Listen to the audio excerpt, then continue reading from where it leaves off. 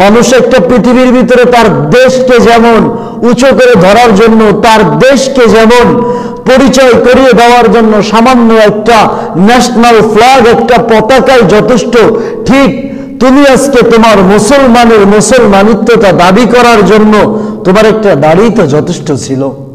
কিন্তু হে ভাই, তুমি দাড়ি কেন রাখতে পারো না? আচ্ছা, আপনারা এখানে যারা বসে আছেন, আপনারা বলেন তো যে আপনাদের এই বিষয়ে কারণ কোনো দ্বিমত আছে কিনা? যে আল্লাহ তাআলা আমার দুইটা হাত দিয়েছে, আল্লাহ ভুল করেছে। আমার হাত যদি একটা দিত, আরে আমার দুইটা নাক দিয়েছে, আল্লাহ ভুল করেছে। আমার নাক যদি একটা দিত, হায় রে আমার মাথায় একটা দিয়েছে, আল্লাহ ভুল করেছে। আল্লাহ মাথা যদি দুইটা দিত, আমার দুইটা পা দিয়েছে, আল্লাহ ভুল করেছে। আল্লাহ যদি আমার একটা পা দিত, কই আজও পর্যন্ত এই কথা তো কেউ বলেনি। আরে একটা হাত, দুইটা হাত দিচ্ছে বলে একটা হাত তো রাগ করে কেউ কেটে ফেলেননি যে সুন্দর দেখাবে। এই ক্ষেত্রে ঠিকই ভালো বুঝতেছেন ভাই, কিন্তু আমার আশ্চর্য লাগে, আমার আল্লাহ যে মুখের মধ্যে দাড়ি দিয়েছে, তুমি এই দাড়ি কিভাবে কাটো? এই দাড়ি তুমি আল্লাহ তো দিয়েছে, আল্লাহ যদি না দেওয়ার জিনিসই হতো, এটা যদি তোমার রাসূলের সুন্নাত না রাখারই হতো, তাহলে তো আল্লাহ দিত না, দেওয়ার প্রয়োজন ছিল না। তোমার মাথায় কি কুকুরের প্রসাব করে দিয়েছে? আজকে আবেগ নিয়ে চলতেছো, বিবেককে হারিয়ে ফেলেছো। তোমার একই মায়ের গর্ভ থেকে দুইটা সন্তান বের হলো, একজন তোমার বোন আর একজন তোমার ভাই। এখন তুমি কি বলতে পারো রাগ করে, হায় রে আমার আল্লাহ তো বেইনসাফি করেছেন, আমার বোনের গলার ভিতরে, আমার বোনের গালের ভিতরে দাড়ি দেয় নাই, আল্লাহ আমাকে দিয়েছেন, আমি রাখবো না, আমি রাখবো না। ওরে একজন সে তো মহিলা, তার মুখের মধ্যে দাড়ি দেয় নাই, কারণ তার তো দাড়ি রাখার সুন্নাত না, প্রয়োজন নাই। আল্লাহ যুবক তোমাকে দাড়ি দিয়েছে, ও মুসলমান, আল্লাহ তোমাকে দাড়ি দিয়েছে, দাড়ি তো তোমার রাখার প্রয়োজন ছিল, কিন্তু দাড়ি তুমি কিসের জন্য রাখতে পারো না? আসলে ভাই, দুনিয়া দুনিয়া করো না, আর দুনিয়া উজিফুল মুমিন ওয়া তালিবুহুম কালাম। এই দুনিয়ার রং তামাশা সব শেষ হয়ে যাবে, সব শেষ হয়ে যাবে। আজকে কার কারণে তুমি দাড়ি রাখতে পারো না? স্ত্রী লজ্জা দেয়, স্ত্রীর কাছে তুমি যুবক সাজতে পারবে না, এজন্য তুমি দাড়ি রাখো না। কিন্তু কিয়ামতের দিন এই স্ত্রী তো লাপাত্তা হয়ে যাবে, বন্ধু আজকে তোমাকে ঠাট্টা করবে, এই জন্য তুমি দাড়ি রাখতে পারো না। কিয়ামতের দিন এই বন্ধুত্ব লাজবাব হয়ে যাবে, তোমার আপনজন খারাপ বলবে, সমাজের ভয়ে তুমি দাড়ি রাখো না, মুরব্বী বলে, চাচা বলে, কিন্তু ভাই তুমি তো জানো এই সব লাপাত্তা হয়ে যাবে। ওয়াল্লাহি বিল্লাহি তাল্লাহি, আল্লাহর কসম, একবার, দুইবার, তিনবার যে ব্যক্তি দাড়ি রাখে, আল্লাহ তাহাকে ইহকালে সম্মানিত করে, পরকালেও তাকে নাজাতের ব্যবস্থা করে দেয়। মুহতারাম ভাই, এজন্য নিজেকে বোঝান, আল্লাহ আমাকে দাড়িটা রেখে দিয়েছে কি জন্য জানেন? আল্লাহ দাড়িটা উম্মতকে দিয়েছিল কি জন্য জানেন? উম্মতে মুহাম্মাদীকে ভালোবেসেছে, উম্মতে মুহাম্মাদীকে ভালোবেসে জান্নাতে যাওয়ার একটা উসিলা বানায় দিয়েছিল দাড়ি। কিন্তু কপাল বড় খারাপ, কপাল বড় খারাপ, এই কপালে জান্নাত আপনি নেবেন না, এজন্য দাড়িকে আপনি ছেটে ফেলতেছেন, কেটে ফেলতেছেন। যে ব্যক্তি, হাদিস শরীফে আসছে, যে ব্যক্তি দাড়ি চাচে এবং যে ব্যক্তি দাড়ি কাটে, উভয়ের জন্য আল্লাহ সমান কবিরা গুনাহ 24টা ঘন্টার জন্য দিয়েছেন। আপনি নামাজ পড়েন না, সাময়িক গুনাহ, সেটা নামাজের গুনাহ। আপনি একটা গালি দিয়েছেন, তৎক্ষণিক গুনাহ শেষ। কিন্তু আল্লাহ বলেন, এমন একটা কাজ যদি, রাসূল বলেন, এমন একটা কাজ যদি কেউ করে, যে ব্যক্তি দাড়ি কাটে এবং ছাটে এক মুষ্টি হওয়ার আগে, আল্লাহর রাসূল বলেন 24টা ঘন্টা, 24টা ঘন্টা, 24টা ঘন্টা তার আমল নামায় এইভাবে কবিরা গুনাহগুলো ফেরেশতারা লিখতে থাকে। নাউজুবিল্লাহ।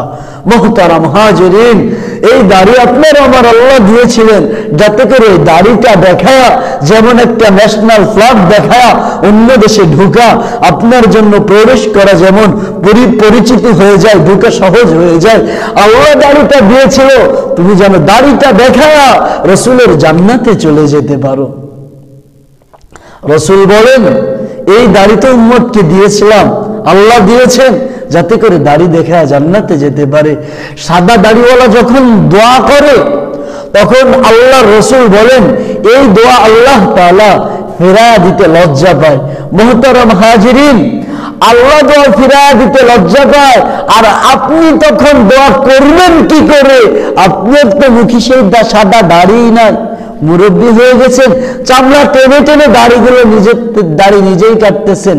কেন? আপনার আবেগ সবসময় কাজ করে। আপনার কি বিবেক নাই?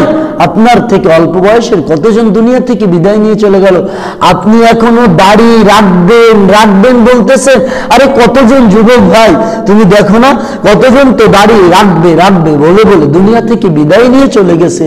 কত মুরব্বী দাড়ি রাখবে রাখবে বলে দুনিয়া লাথি মেরে বের করে দিয়েছে।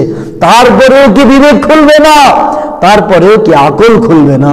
কোথায় গেল তোমার বিবেক? যারা দাড়িরা কাটে, চাচে শুনে রাখেন, 24টা ঘন্টা তাদের জন্য রহমতের তাদের জন্য রহমতের ফেরেশতা তো বদদুয়া করতে থাকে। 3টা ক্ষতি তাদের সামনে। 1 নাম্বার, আজকে দেখেন না যুবকেরা, ওরে যৌবনের তাড়নায় এমনি তো নাই শক্তি, যৌবনের জন্য অমুক হারবাল তমুক হারবাল, অমুক হানিনাটস এইটা সেইটা খাইতে হয়। রাসূল বলেন, না না, যে ব্যক্তি দাড়ি কাটে দাড়ি চাচে, আল্লাহ তাআলা সর্বপ্রথম তার যৌবনের পাওয়ারকে ধ্বংস করে দেয়। 2 নম্বর, আল্লাহ তাআলা তার রিজিক দূর করে দেয়, আল্লাহ তাআলা রিজিক উঠায় নেয়। 3 নম্বর, আল্লাহ তাআলার ফেরেশতারা তার জন্য অনবরতই বদদুয়া করতে থাকে। 4 নম্বর, পয়গম্বর আরবি সাল্লাল্লাহু আলাইহি ওয়াসাল্লাম বলেন, ওই যে ব্যক্তি দাড়িটা কাটলো, আল্লাহ তাআলা তাকে অকালে মৃত্যুবরণ দেয়া দেয়, অকালে সে দুনিয়া থেকে বিদায় নিয়ে চলে যায়। রাসূলের হাদিস তো মিথ্যা না রে ভাই, রাসূলের হাদিস তো মিথ্যা না। তাহলে তুমি এই কিসের জন্য এই দাড়ির ভিতরে পোস্ট লাগাও? তুমি কিভাবে এই দাড়ির ভিতরে তুমি আঘাত করো? তোমার বিবেকে কি একটুও সাড়া দেয় না? মুহতারাম হাজিরিন, পয়গম্বর আরবি সাল্লাল্লাহু আলাইহি ওয়াসাল্লাম মজলিসে বসে আছেন। এক সাহাবার একটা দাড়ি ছিল, এই দাড়িটা নিয়ে ফেরেশতারা যখন খেলা করতো আর ওইটা নড়তো, ওইটা হাসতে থাকতো, রাসূল দেখে মজা করতো। রাসূল তখন সাহাবী মনে করতো, রাসূল বুঝি আমার দাড়ি নিয়ে ঠাট্টা করতেছেন। তারপরে সাহাবী চলে গেল বাড়িতে, যাওয়ার পরে রাগ করে দাড়িটা কেটে ফেললো। পরের দিন আবার ওই মজমার সংক্ষেপে ছেড়ে দিব দাঁড়ান। তো ওই মজমার ভিতরে সাহাবী আবার চলে আসছে। সাহাবী যখন আসছে, আসার পরে দেখে দাড়ি নাই, রাসূল আর তার চেহারার দিকে তাকায় নাই, তার চেহারার দিকে তাকায় নাই। তখন বলে, আমার দিকে আপনি তাকান না কেন? কয়, আরে সাহাবা, তোমার তো একটা দাড়ি ছিল, এই দাড়িটা নিয়ে যখন তুমি আসতে বাতাসে নড়তো না, এটা নিয়ে ফেরেশতারা ঝোলাঝুলি করতো, খেলা করতো, আর আমি এটা দেখে আমি রাসূল হাসতাম। আজকে তোমার মুখের দিকে আমার তাকাইতে ইচ্ছা করে না, আজকে তোমার মুখের দিকে আমার তাকাইতে ইচ্ছা করে না। ও যুবক, দাড়িতে একটার পরে একটা কাটতেছো, রাসূল তো সাহাবীর মুখের দিকে তাকায় নাই, তাহলে তুমি যে দাড়ি কাটতেছো, তোমার দিকে আমার রাসূল কিভাবে তাকাবেন? কিয়ামতের দিন রাসূল সুপারিশ করবেন, নবী আমার শাফিউল মুশাফফা হবে, শাফিউল মুশাফফা, মারা নবী রোজ কিয়ামত শাফাআত করেগা। নবী আল্লাহ তাআলার রাসূল শাফাআত করবে, গুনাহগার উম্মতের জন্য শাফাআত করেগা। আল্লাহ के पास গুনাহগার উম্মতের জন্য শাফাআত করবে। কিন্তু রাসূল বলেন, আমাকে 3 জায়গায় খুঁজো, তোমরা কাউসারের কাছে আমাকে খুঁজো, তোমরা আমাকে হাউজে কাউসারের কাছে খুঁজো, তোমরা আমাকে আবুল আয়াতের কাছে খুঁজিও, তোমরা আমাকে মিজানের কাছে খুঁজিও, তোমরা আমাকে ফুলসিরাতের পাশে খুঁজিও, পাইবা। কিন্তু তুমি যদি রাসূলের সেই পতাকা না নিয়ে, মুসলমানের পতাকা না নিয়ে তুমি যদি রাসূলের দরবারে হাজির না হতে পারো, বলো তোমার উপায় কি হবে? তুমি রাসূলের কাছে যায় কি প্রশ্নের জবাব দেবা? কি প্রশ্নের জবাব দেবা? আজকে তুমি আওয়ামী লীগ করতেছো, নৌকার পরিচয় দাও, আওয়ামী লীগ। বিএনপি করতেছো, ধানের শীষের পরিচয় দাও। আজকে তুমি জামাত ইসলাম করতেছো, দাড়িপাল্লার পরিচয় দাও। চরমনাই করতেছো, তুমি হাত পাকার পরিচয় দাও। কিন্তু তুমি রাসূলের দল যে করবা, রাসূলের তো একটা পরিচয় আছে, রাসূলের সুন্নাত দাড়িগুলো রাখতে বলা হয়েছিল, তুমি কেন পারো না? তোমার বিবেক তো শেষ হয়ে গেছে। রাসূলের কাছে যদি তুমি এই পতাকা না নিয়ে যেতে পারো, মনে রাখবা তোমাকেও রাসূল সুপারিশ করবেন না। এজন্য দাড়ি কাটলে অনেক ক্ষতি। আল্লাহ তাআলা আমাদেরকে বুঝে আমল করার তৌফিক দান করেন।